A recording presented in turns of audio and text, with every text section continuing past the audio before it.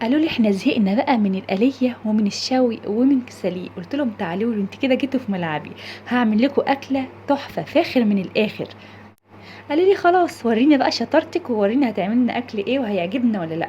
قمت جري جري عملت لهم الصينيه التحفه دي، حاجه كده تجنن، تاخدك في عالم. صينيه كده او طاجن ضد الاكتئاب بقى والزعل والحاجات الوحشه دي كلها، تاخدك كده في دوامه مفيش بعد كده.